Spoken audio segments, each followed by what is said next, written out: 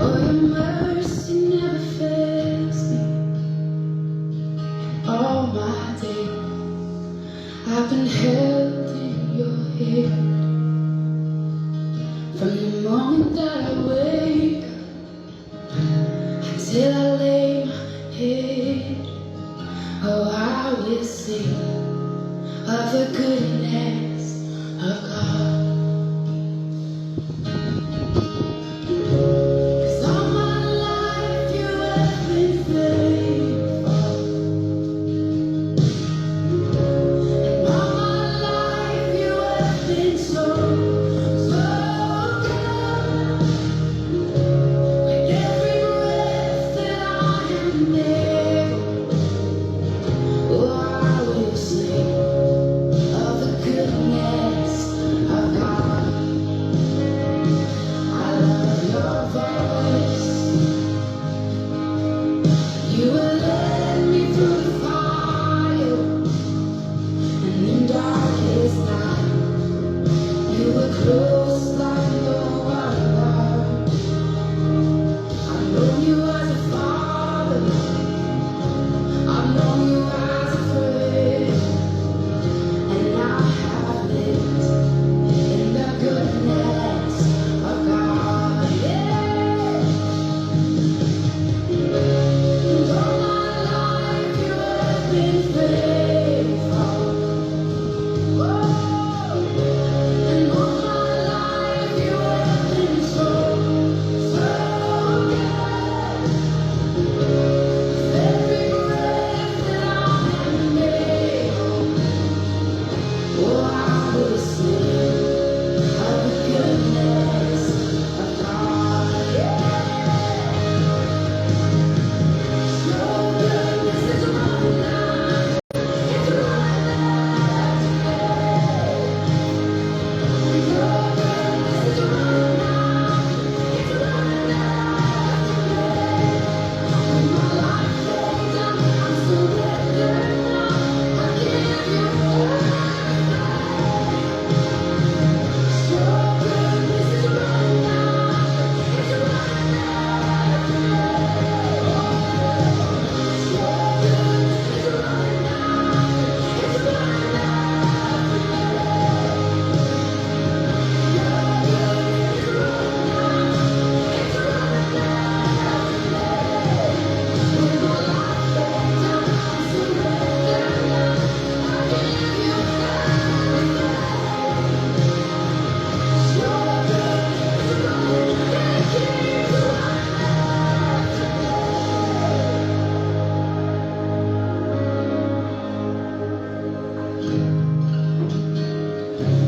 And all my life you have been faithful.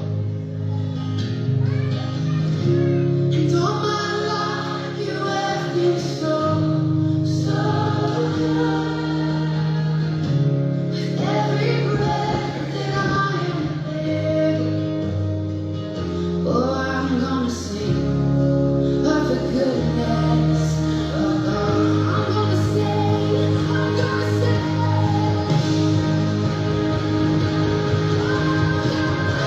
Cause all my life you have been faithful. And all my life you have been so, so good.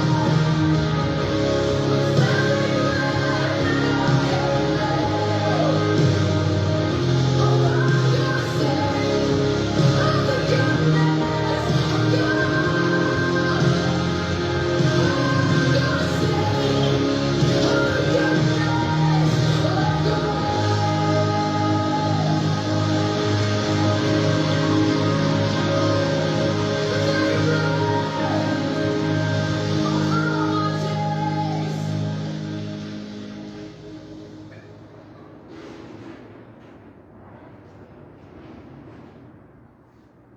Okay, so magandang umaga sa ating lahat at isang mapagpalang araw sa lahat ng mga nasa ibang mga bansa sa Amerika, sa New Zealand, Singapore, sa Canada, at mga iba't iba pang mga dako na kung saan ay umaabot ang tinig na ito. At muli sa araw na ito ay tayo po ay muling magsama-sama upang patuloy natin na bigyan ng pagkakataon ang mga katotohanan na ito'y mahayag sa ating pong mga kalagitnaan. At upang malaman po natin kung ano ang nararapat na ating pong yakapin sa patuloy na paglalakbay po natin sa daigdig nito hanggang sa huling panahon. Kaya po samantalahin natin ang bawat pagkakataon dahil hindi lahat ng oras at panahon ay tayo ay magkapi-kapiling sa daigdig na ito. Maaring darating ang panahon na hindi na ninyo ako makikita sa daigdig na ito, pero habang may lakas at may hininga po ako ay patuloy po ako na mag-iiwan ng mga babala na ito ay pagbatayan po natin kung paano po tayo lalakad na matagumpay sa daigdig na ito hanggang sa kaharian po ng Diyos. Kaya po habang may pagkakataon, may panahon pa tayo, kailangan trabahuin na po natin ang ating pong kaligtasan, kalayaan ng ating mga kaluluwa.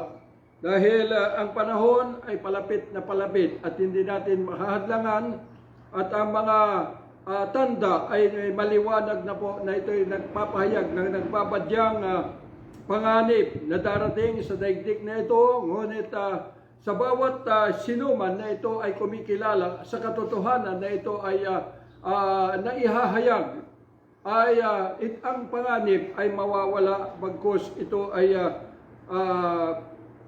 mapagtatagumpayan ang lahat na ito sa piling ng ating Panginoong Yesus. Kaya sa oras na ito, muli ay makipagbukas kayo sa akin sa 1 Peter chapter 2 verse 8 hanggang 11. And a stone of stumbling and a rock of offense even to them which stumble at the word, being disobedience, whereunto also they were appointed.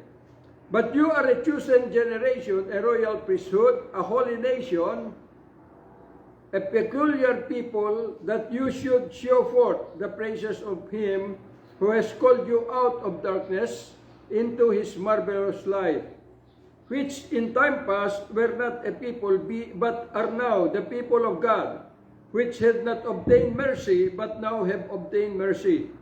Dearly beloved, I beseech you as strangers and pilgrims, abstain from fleshly lusts which war against the soul.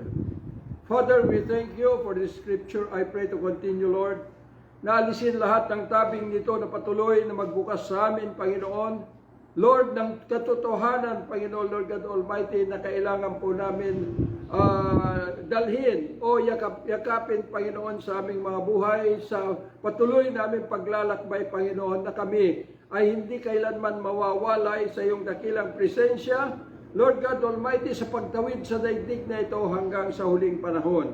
Salamat po, Lord God, ang presensya ng lahat ng mga heavenly hosts, na ito, Diyos, ay bumaba upang patuloy na samahan kami sa daigdig na ito at magiging sila ay maggabay sa amin, Panginoon, sa katuparan ng lahat ng katotohanan na ito, Diyos, ay nais mo pong maidamit sa bawat isa sa amin upang sa patuloy na paglalakbay po namin, Panginoon, ay matagumpay. Lord God, na marating po namin, Lord God Almighty, ang iyong presensya sa lahat ng oras at panahon hanggang sa huling araw. Salamat po, Panginoon, even your holy presence at bukas na pintuan ng kalangitan na patuloy, Panginoon, Lord God Almighty, nagbibigay sa bawat isa sa amin upang kami ay sama-sama maging isa to stand in your holy presence all day long. Father, we thank you. In Jesus' mighty name we pray. Amen and amen. Okay, so ating pong tatalakayin sa araw na ito ay hinggil po sa the reality of the praises of God. Ang katotohanan hinggil sa papuri para sa Diyos. So, actually po, ito po yung layunin kung bakit ang Diyos ay nilikha niya po ang tao. Dahil noong pong wala pa pong tao, ay may nilikha na po ang Diyos na mga anghel, na ito ay pinamumunuan ni Angel Gabriel, Angel Michael, at si Lucifer. At si Lucifer, siya po yung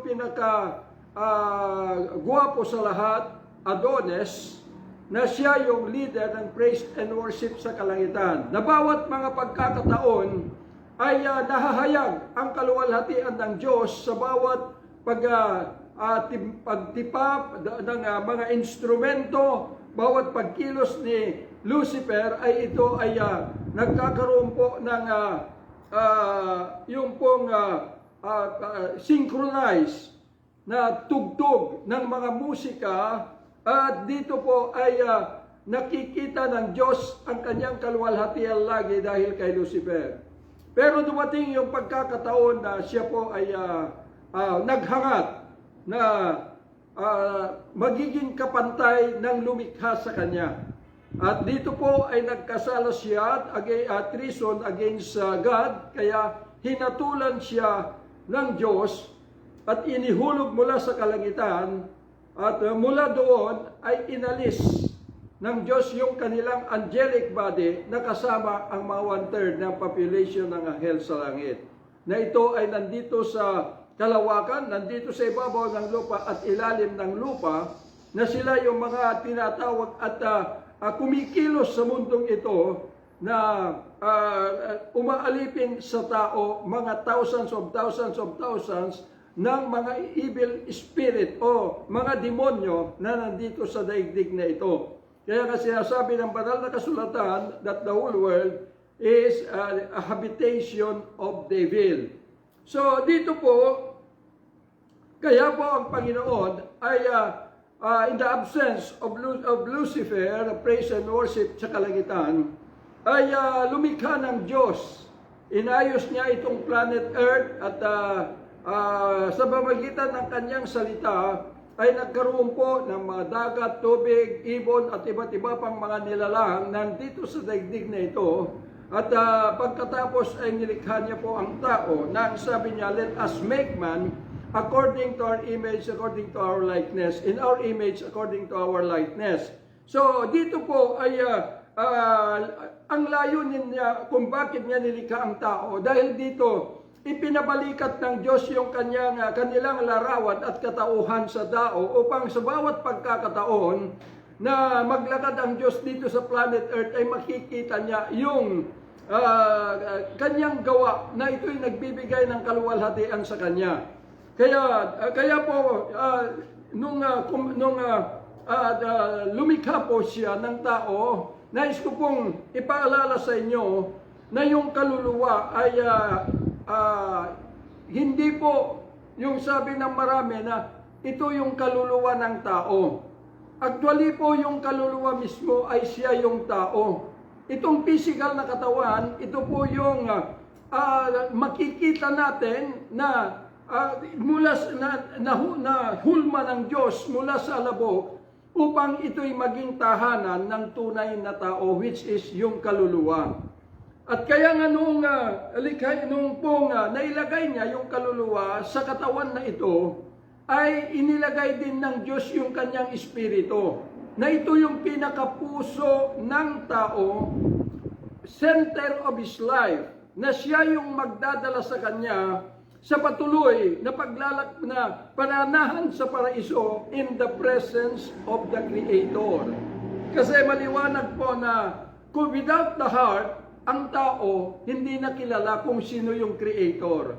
But because of that Spirit that came from God, dito na makikilala ng tao kung sino at ano ang katangian at larawan ng Diyos. Kaya po, doon po tinaglay ng tao yung kanyang kaluwalhatian o kapurihan ng Diyos, na ito'y nagpapahayag ng kanyang karangalan sa bawat oras at bawat pagkakataon hanggang sa walang hanggang buhay supposed to be, dahil itinalaga niya ang tao sa paraiso. dito sa mundong ito. So, ibig kong sabihin, kapag sinabing paraiso langit, no? Pero, dahil si Satan ay clever, kaya kumilos po siya hanggang nalinlang niya po ang ating ninuno, na si Adan at Eva. Kaya po, nung nalinlang na po sila, nahulog na po sila sa pain ng demonyo, kaya pinalabas ng Diyos sila mula doon sa Garden of Eden. At doon ay yung espiritu o yung puso ay bumalik sa Diyos. Kaya muli dumating sa tao yung unang kamatayan. Pagka sinabing unang kamatayan, ibig pong sabihin na wala nang direksyon ang tao. Di na niya alam kung anong direksyon na kanyang tatahakin sa daigdig na ito. So, inuulit ko po, yung tao ay yun yung kaluluwa, ikaw yun. At kaluluwa, ibig pong sabihin, wala pong kamatayan. Kaya mayroong impyerno at may langit. Dahil kapag nagkamali po tayo sa daigdig na ito ng ating desisyon, sigurado na sa impyerno na po tayo tutungo. Kaya nga yun yung dahilan na meron pong banal na kasulatan upang dito natin makita kung ano ang nangyari, kung ano yung mga panahon na dumaan at kung paano ang Diyos ay kumikilos at titiis sa kanyang mga bayan para isalba. At dito na rin natin malalaman kung anong panahon na kinatatayuan po natin.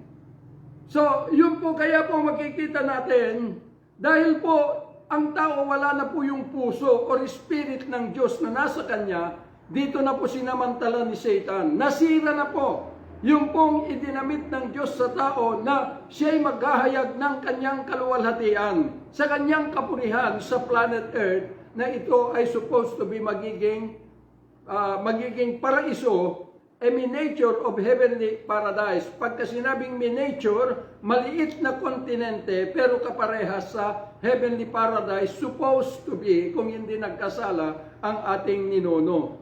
Kaya doon po, makikita natin na dito kumilos si Satan. In the absence of the Spirit of God in the life of man, ay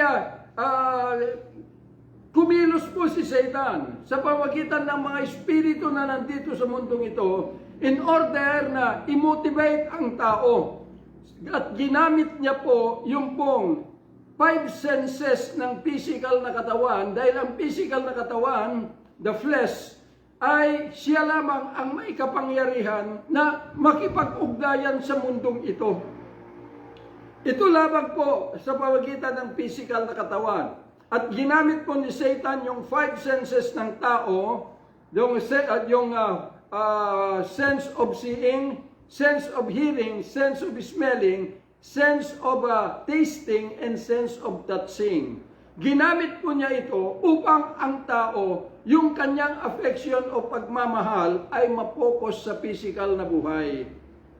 Kaya lang yung ang masaklap dito, kahit na anong gawin natin, dahil dumating na po na nung nahulog na ang ating ninuno sa kasalanan, nawala na po yung immortality. Naging mortal na ang tao, may kamatayan na. Kaya gaano mo po aayusin,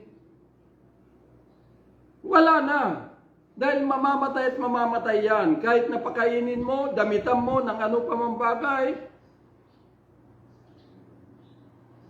may COVID o wala, mamamatay yan. Kaya ngayon yung sabi ng Panginoon nung nahulog na po ang ating ninuno, kay Adan sa Genesis chapter 3 verse 17, 18, and 19, na ang sabi niya, dahil sa iyo Adan pinakinggan mo ang babae, sabi niya, huwag niyong gagalawin yung punong kahoy na sa kalagitnaan ng garden. Sabi niya, kaya curse is the ground because of you, and sorrows you shall eat all the days of your life. So dito na nag-umpisa yung condemnation sa buhay na nagpasalin-salin from generation to generation. Kaya po, ang sabi niya doon sa 18, thorns and thistles you shall eat, even the herbs of the field, and you shall eat bread through the sweat of your face until that body shall return to the ground where it came from. So, ibig pong sabihin na yung pong kaisipan, yung pong affection natin, yung pagmamahal natin, ay naka-angkla na, nakapokus na sa physical na buhay.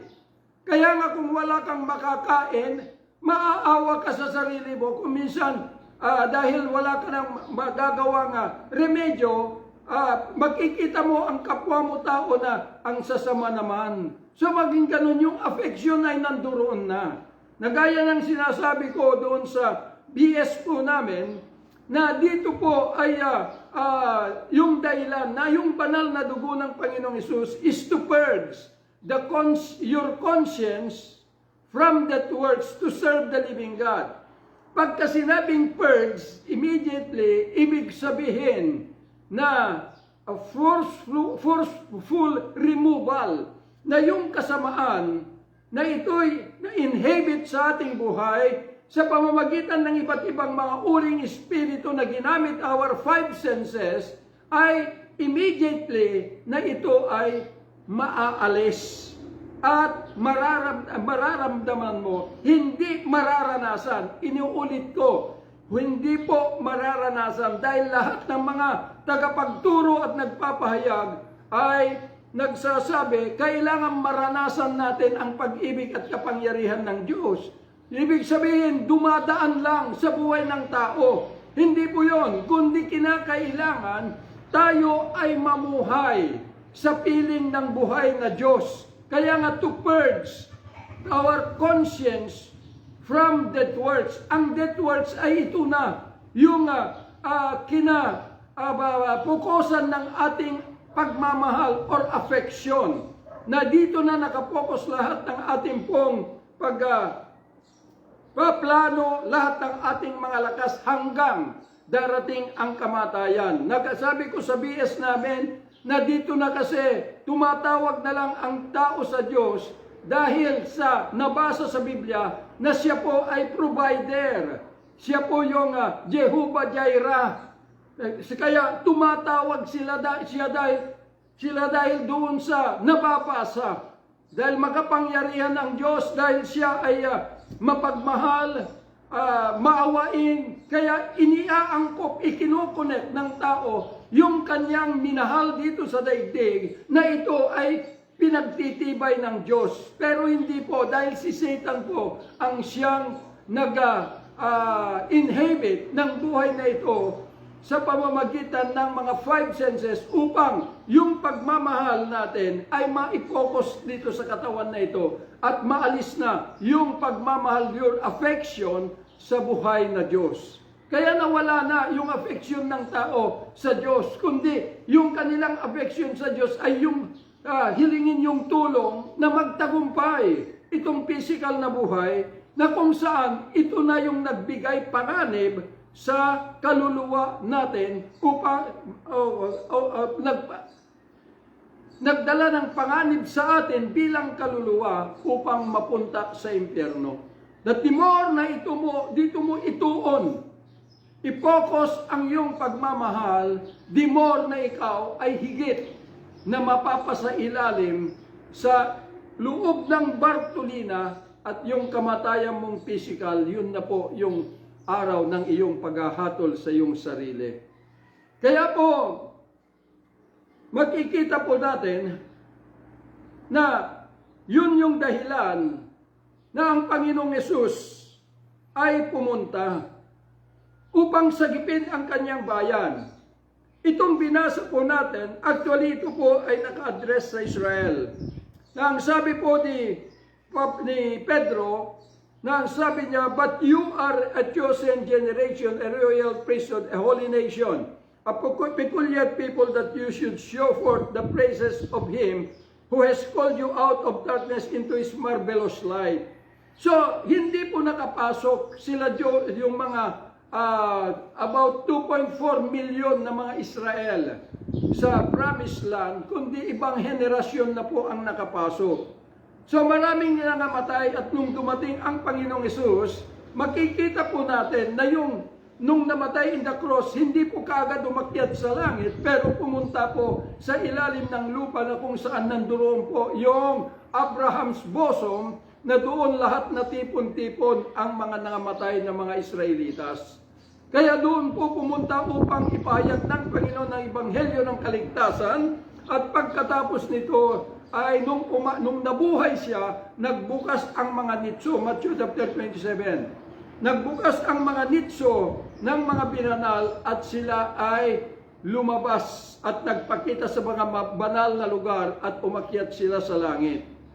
So, yun po. At yung generation na naiwan ay ito na po yung mga Israel na kinakailangan ma-reinstate sila in His kingdom, na upang sila ay pag-uumpisan na magpakita yung sinasabi ni Pedro na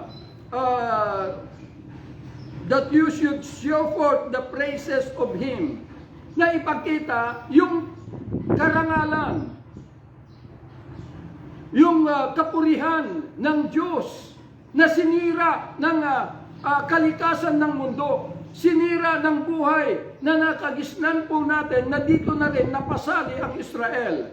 Dahil unti-unti nilang na-focus yung kanilang affection sa physical na buhay, na dito na tayo ipinanganak at dito na ang naging pag-asa natin sa buhay. Kaya kapag tumatawag tayo sa Diyos, oo, nabasa ang banal na kasulatan, kaya nga sabi ng banal na kasulatan that God is merciful, at sabi na He is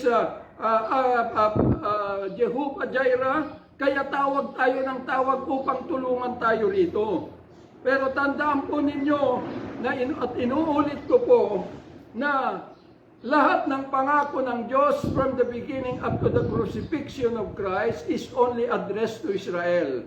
Maaaring sabihin natin, Pastor, sa lahat ng mga tao, hindi po, dahil magkaiba ang Israel sa Gentile na katulad po natin. Ang Israel, they are motivated by the Spirit of God. Pero tayo po ay motivated by the spirit of this world. Pero dahil sila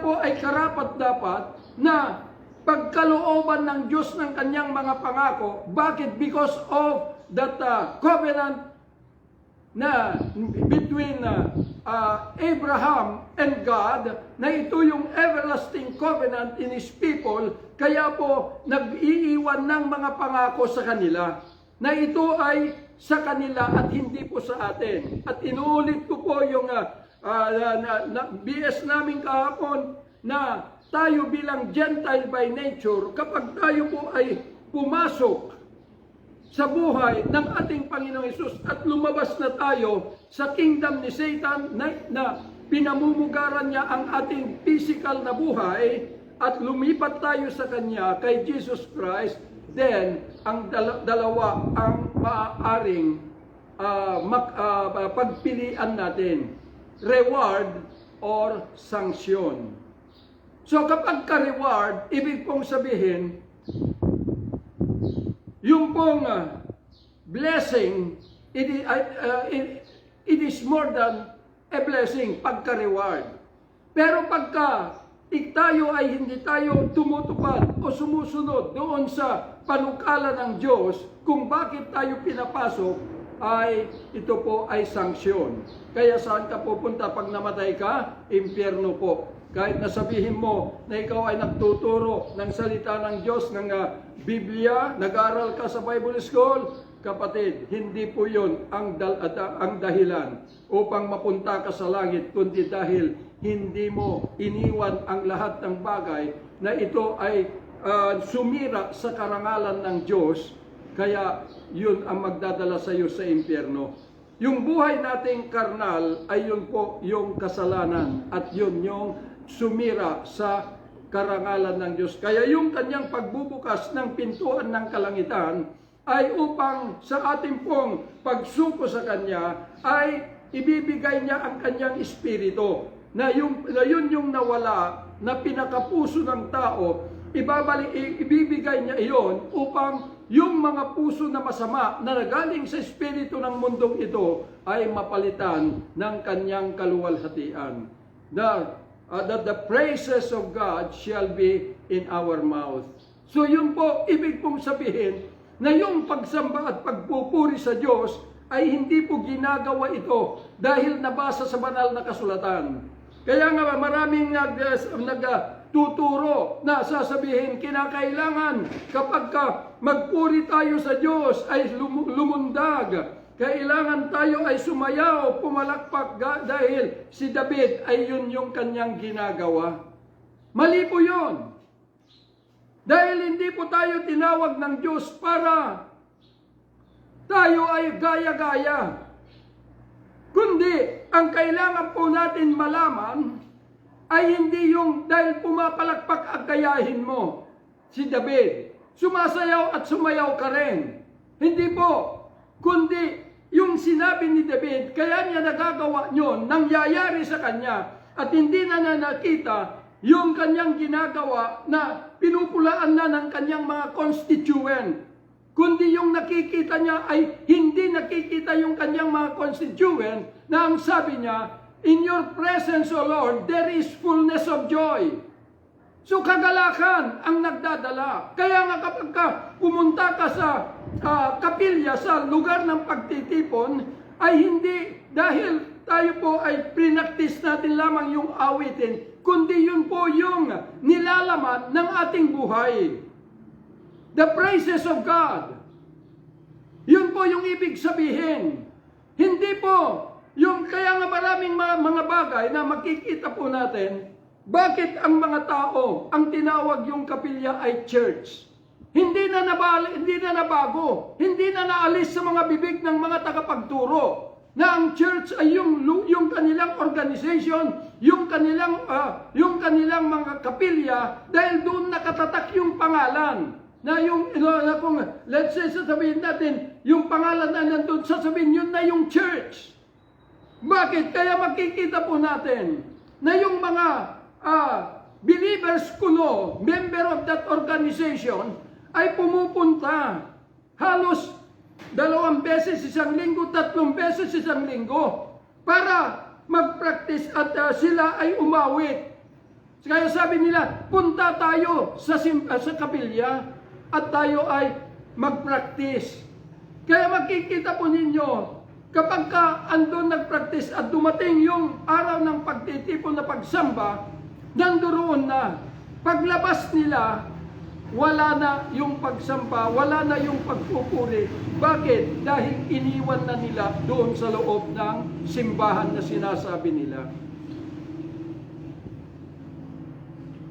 Pero tandaan po natin, mga minamahal na mga kapatid, na once na simbahan, yun po yung kaluwalhatian ng Panginoon. Once na sinabi mong simbahan, yun po yung nagpapahayag ng kanyang karangalan.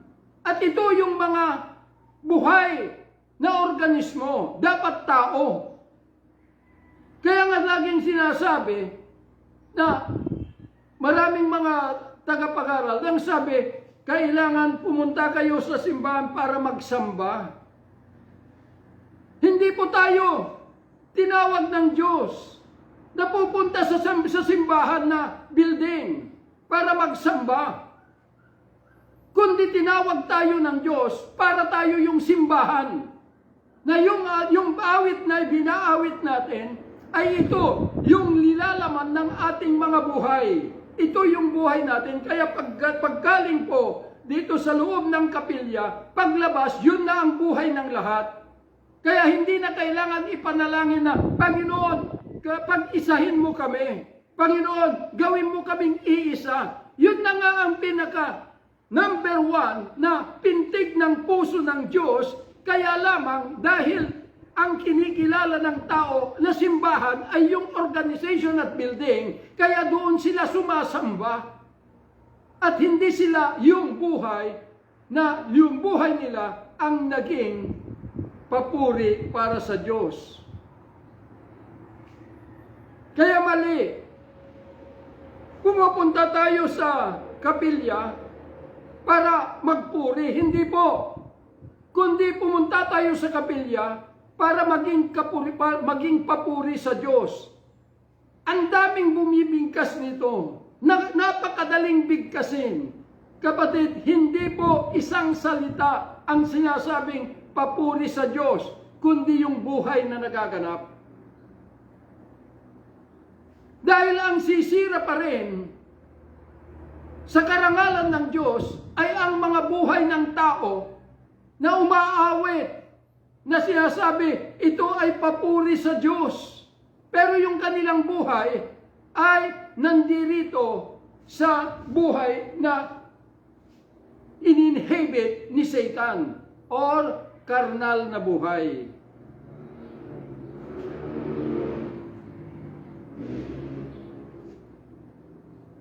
Kaya kailangan po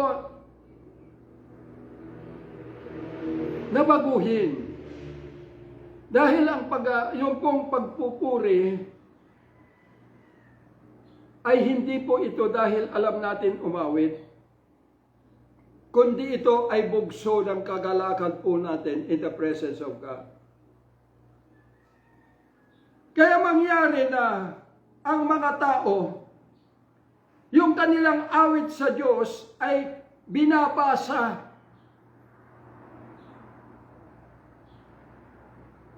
Bakit? Dahil wala pa sila sa presensya ng Diyos.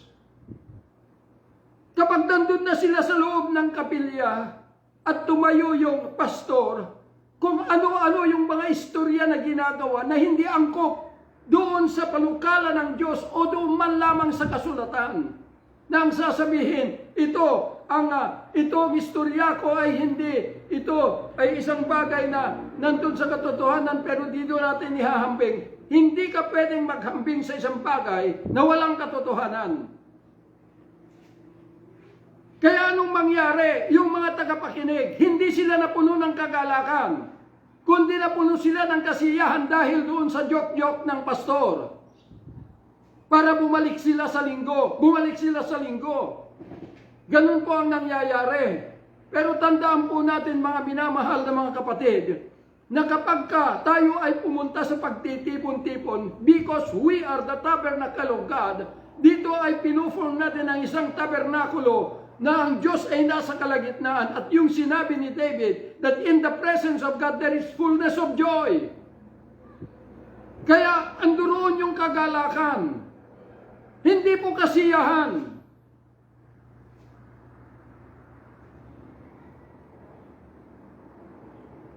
Kaya makikita po ninyo, iisa tayong lahat dapat na nagbubunyi para sa karangalan ng ating Diyos na buhay. Dahil yung church na sinasabi ay siya yung kanyang kaluwalhatian. Tayo po dapat, hindi po yung kapilya, hindi po yung pangalan ng organisasyon. Pagkatapos ilalakip mo ang pangalan ng Panginoong Yesus. Kaya nga, itigil na natin yung mga ganun na kapahayagan. Dahil minsan pa sinira na ng mundo, sinalaula na ang mundo ang pangalan ng Diyos. Kaya makikita ninyo, ang kanilang mga anak pinangalanan nila ng Jesus, paglaki lasenggo, sugarol, sabungero. At ang pinakamasaklap dito, ginamit ang pangalang Kristo upang tagahatol ng manok. Pagkatapos tayo na nakumikilala sa ating Panginoong Yesus,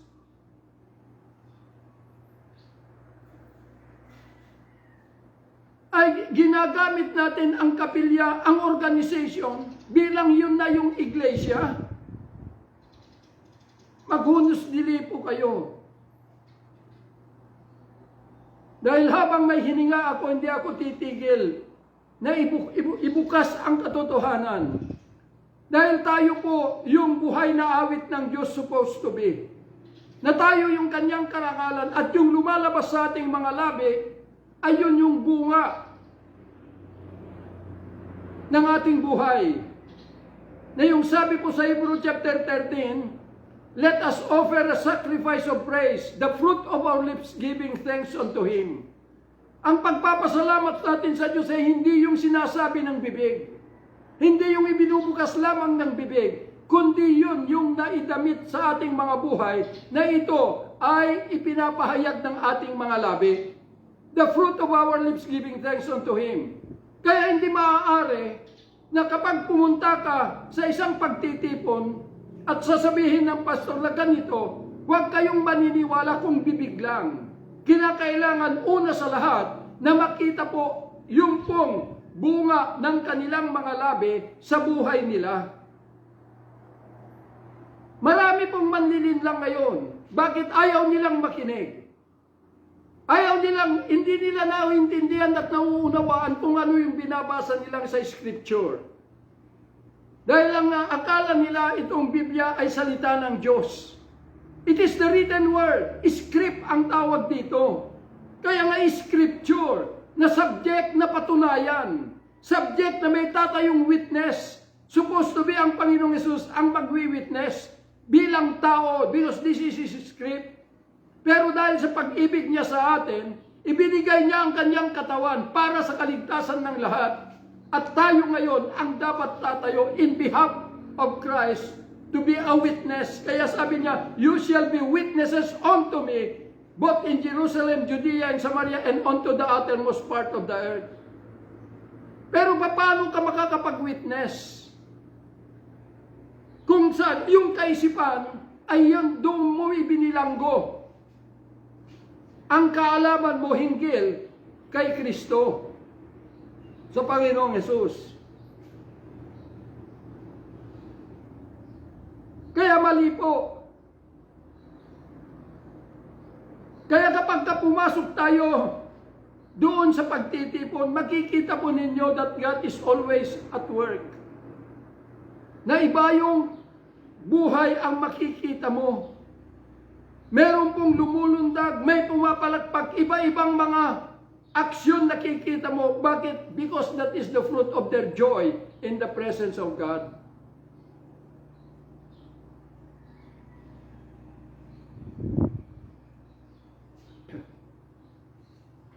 Kaya kung minsan sasabihin na sila daw ay mananamba. Ano bang ibig sabihin ng mananamba? Kaya doon sila na umaawit sa kapilya para magsamba sa Diyos. Pero sabihin ko po sa inyo, ang pagsamba sa Diyos ay hindi doon sa awit mo, kundi yun, yung buhay mo, na ikaw ay punong-puno ng kagalakan to carry forth the work of God into this world. At dahil doon sa kagalakan mo sa Kanya, hahayag mo sa iyong mga labi yung pagsamba sa Kanya.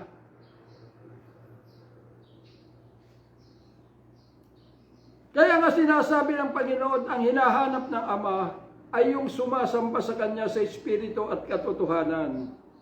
Ibig pong sabihin sa Espiritu at katotohanan, hindi po yung isang sinasabi na nagtitipon-tipon, Panginoon, nandito kami upang sumamba sa iyo sa Espiritu at katotohanan. Hallelujah! Hindi po yon. Espiritu at katotohanan because Jesus Christ is the Spirit of truth. And the Spirit na wala sa iyo, yun yung idadamit niya sa iyo. Kaya meron ka na yung the Spirit, the Holy Ghost, and the presence of the Spirit of truth in order that the praises of God will be in your mouth. Dahil siya na yung may control sa buhay mo. Pero yung mga nagsasabi na sila'y sumasamba at nagtitipon para sa Diyos, ngunit may galit. Meron silang paninira sa nilang kapwa para mahimok ang mga tao, lalo na ang mga mayayaman, na sumanib sa kanila. Hindi po gawain ng buhay na Diyos yun. Gawahin po ng demonyo upang linlangin ang mga tao. Dahil maliwanag po sa banal na kasulatan na maging ang bayan ng Diyos ay nananatiling bulag. during the time of Paul, dahil sa pagbabasa ng Old Testament. Old Testament is from the beginning up to the crucifixion of Christ. And from the crucifixion of Christ, hindi mo ba ituturo, pero kasaysayan na lang ang ginagawa mo. Kaya makikita po ninyo pagdating ng Semana Santa, pati mga church organization ay compromise sa Semana Santa na ito ay inordain ng Roman Catholic noong 19th century. 16th century. Dahil ang layunin nila ay upang isalarawan that passion ng Panginoong Yesus na pumunta in the cross para sa sanlibutan. Pero inuulit ko po sa inyo na nung pumunta ang Panginoong Yesus in the cross of Calvary, hindi po siya pumunta para mag-iwan ng kasaysayan sa tao. Dahil bumaba siya at buhay na nandirito. Kundi yung ginawa niya, since that time, up to the end of time, ay kinakailangan makita sa buhay ng tao ang buhay na katuparan sa bawat isa.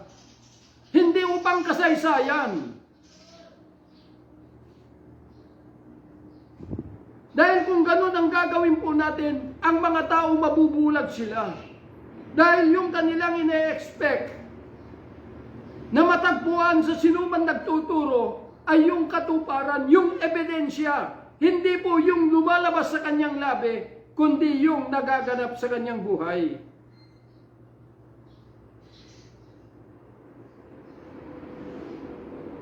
Kaya yun po yung papuri para sa Diyos. Kaya tandaan po ninyo mga minamahal na mga kapatid, na ang sabi po ng banal na kasulatan, si Pedro, ang sabi niya, but you are a chosen generation, a royal priesthood, a holy nation, a peculiar people, that you should show forth the praises of Him who has called you out of darkness into His marvelous light. So, show forth. Ipakita. Ito yung kanyang bayan. At maging sa atin, ganito rin yung ating katatayuan dapat. Upang makamtan natin yung reward, that great favor of God. At matakasan po natin yung sanksyon na nakalaan sa mga taong disobedience.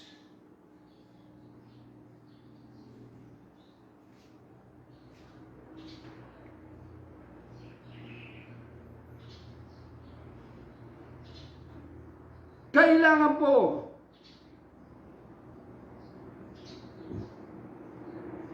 na matagpuan po natin the risen Christ. Dahil yun lamang po ang siyang tanging daan upang tayo po ay maging papuri sa Kanya. You will never become the praises of God kung doon lamang sa kaalaman mo at kaunawaan mo sa nasusulat. Never. Kaya nga anong sabi ng Panginoon sa kanyang bayan? Kay Nicodemus, except a man be born again, he cannot see the kingdom of God. Addressed to Israel. In verse 5, except a man be born of water, he cannot enter into the kingdom of God. Dito na po tayo napasama. Kaya paano ka magiging papuri sa Diyos kung hindi ka makapasok in His kingdom? Dalawa lang ito eh. Kung wala ka sa kingdom ni Jesus, nandun ka pa rin sa kingdom ni Satanas. That you are still controlled doon sa kanyang boundary ng ating buhay, which is our carnality.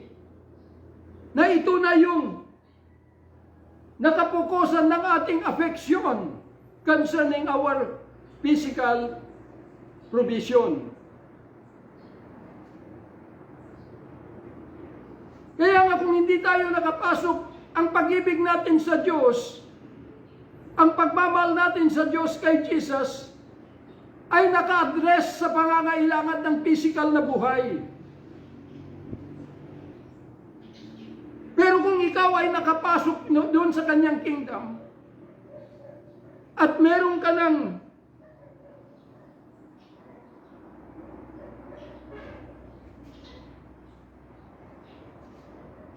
at na-restore ka na doon sa kanyang kingdom, then, ang pagmamahal mo sa kanya ay hindi na doon sa material na bagay, kundi doon sa kagalakan na nararanasan mo in His presence.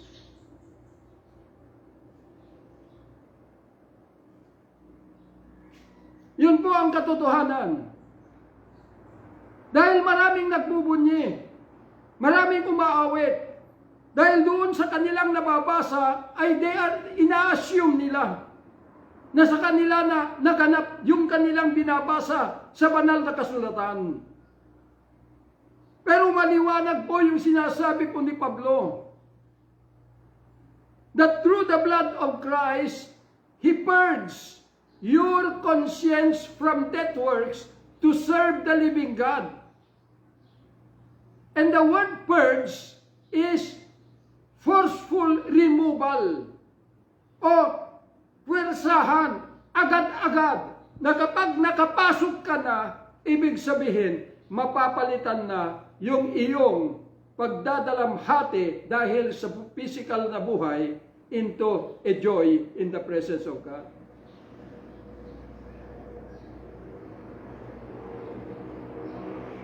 Usigin natin ang ating mga buhay.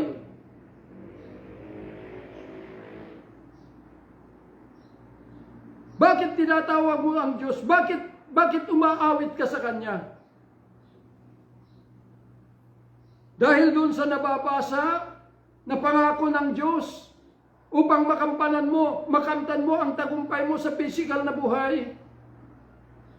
O dahil gusto mo na hanapin ang kagalakan mo in the presence of God?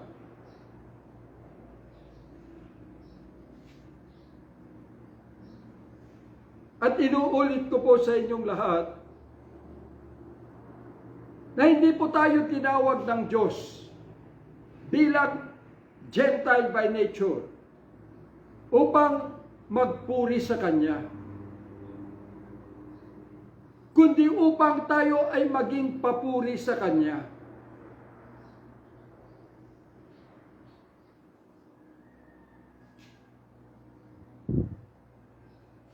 Pero yung salitang papuri ay hindi po ito bukang bibig, kundi ito po ay katotohanang naganap sa buhay ng mga taong nandun sa piling ng Diyos. Kasi yung pagpasok po natin sa Kanya is to cleave into the life of Christ. Na ito na yung bunga ng kaligtasan. Na yung kaligtasan, na yung sabi doon sa Roma, ulitin ko yung mga pinayag ko noon. That with the heart,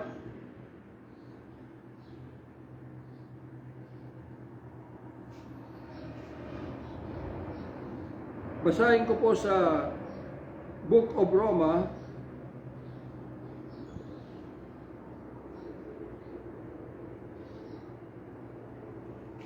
na ang sabi po rito, for with the heart man believeth unto righteousness, and with the mouth confession is made unto salvation.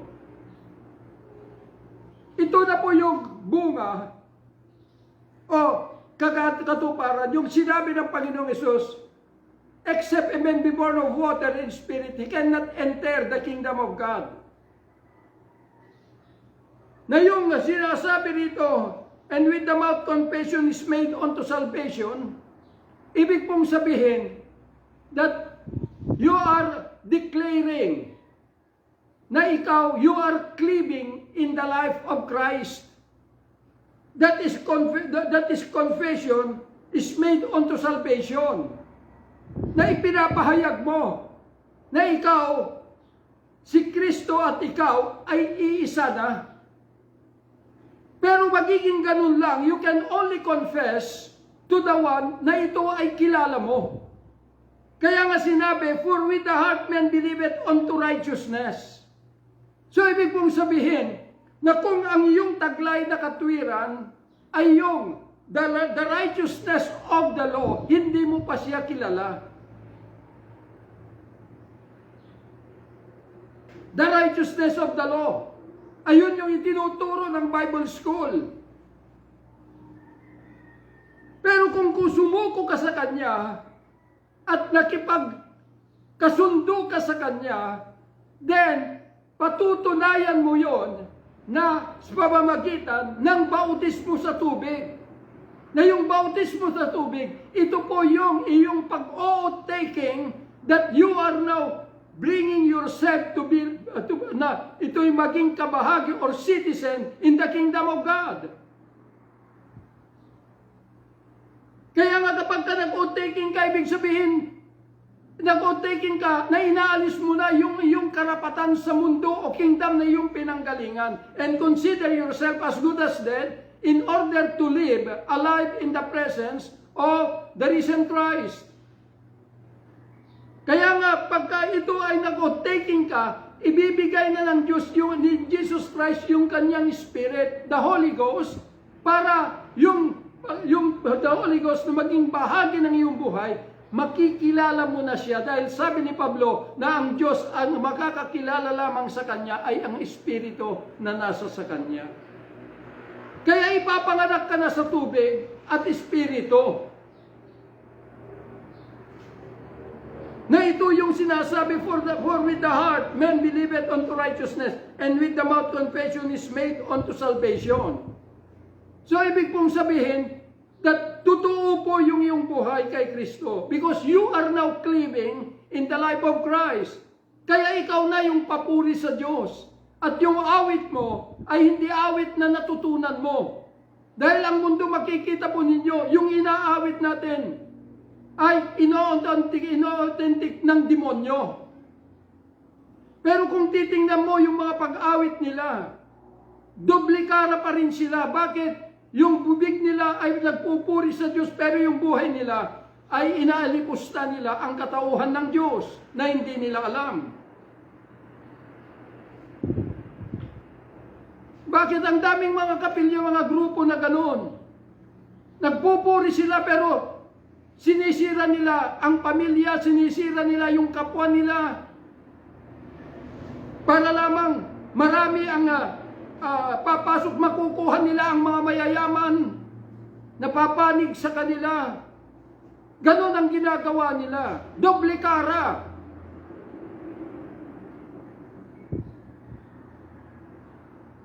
Pero kung nakapasok ka and you are living in the life of Christ, yung awit mo ay yun yung buhay mo, kapatid. At ito yung bubuo sa atin upang yung heartbeat ng Panginoon ay maisakatuparan na lahat tayo is to cleave together as one to enter and to cleave into the life of Christ. Kaya yun po, kaya makikita po ninyo yung papuri at pagsamba, pagpupuri, because buhay po natin. At yung pagsamba natin, we rejoice and enjoy. And joyfully carrying the words of God here on planet Earth hanggang kamatayan, until the last breath, ay andun ang kagalakan natin to perform the fulfillment of the mission of Jesus Christ. Para samahan natin siya, the risen Christ, na may sakatuparan yung kanyang layunin. Yun po yung pagsamba sa Espiritu at katotohanan. Dahil hindi mo magagawa without the Holy Ghost and the presence of the Spirit of truth, which is the risen Christ. Wala tayong magagawa. Still, ang kaisipan ng tao ang nangingibabaw upang sirain na hindi alam yung pong full operation of the Spirit of God.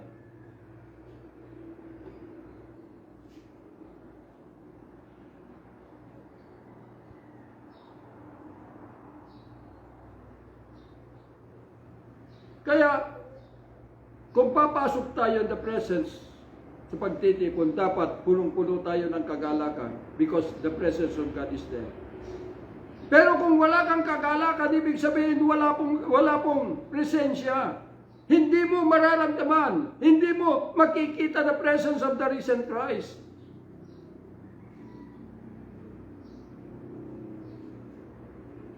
Kaya po yung katotohanan. Kung nais po natin na mapabilang sa katuparan ng layunin ng Diyos, kinakailangan ma-establish na po tayo to cleave into the life of Christ.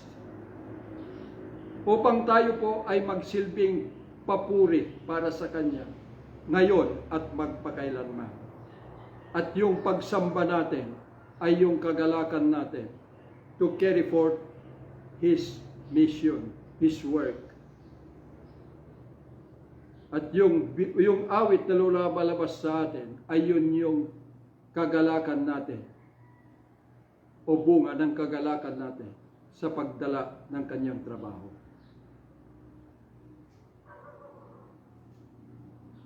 So yun lamang po mga minamahal na mga kapatid, at mahal ko kayong lahat sa pangalan ng Panginoong Hesus. At samantalahin natin ang bawat pagkakataon na habang meron pang oras ay trabahuin na po natin. Pero sabihin ko po sa inyo, whether you're going to receive at maniwala kayo kung ano yung mga narinig ninyo, nasa sa inyo po yun. Dahil kayo ang hahatol sa inyong mga sarili. Na once dumating yung kamatayang physical, yun na po yung hatol ninyo. Because ang babala ay patuloy na maipapahayag habang kami ay humihinga. Maraming salamat po. Father, we thank you for this day that you have given us. I pray, Lord, na patuloy na kami po ay damitan mo ng iyong kapangyarihan. I pray to reveal yourself to each and every one of us, Lord, your living presence. And I pray to clothe us with all wisdom and knowledge that come from you. Father, we thank you. In Jesus' mighty name we pray. Amen and amen.